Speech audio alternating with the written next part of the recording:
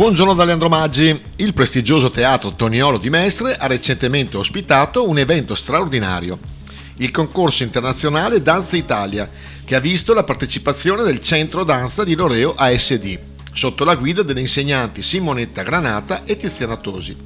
Naturalmente soddisfazione del sindaco Moreno Gasparini per questo importante traguardo della scuola loredana.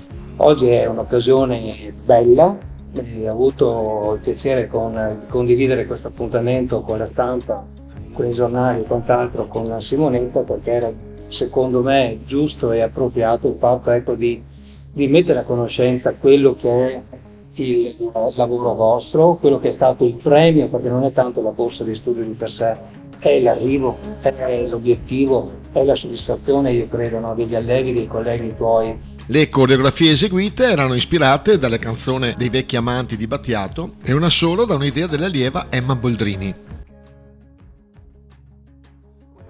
Abbiamo portato delle coreografie, insomma, frutto della nostra idea, creatività, e da queste ragazze abbiamo partecipato tutti, Crystal, Zanella, presento anche, insomma, Certo. i nostri ballerini, Emma Boldrini, Tiziana Tosi, Nicolò Biasioli, Giorgia Visentini, Gloria Zaninello, scusate.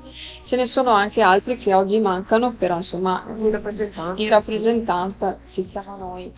E abbiamo partecipato con due coreografie, una coreografia di gruppo che personalmente mi emozionava molto perché è stato anche un omaggio a Franco Battiato, e una allieva che è Emma Boldrini, che ha partecipato con un assolo su una coreografia che lei comunque sentiva molto, perché rappresenta un po' anche un fatto di attualità, purtroppo, che magari potrebbe essere, cioè delle ragazze che sono prese in ostaggio, e quindi lei ha rappresentato in danza questa tematica molto forte.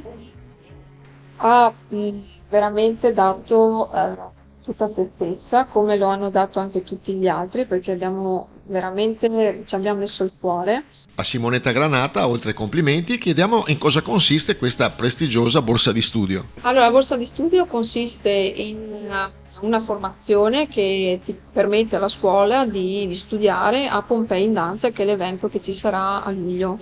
Saranno 2 giorni con professionisti della danza.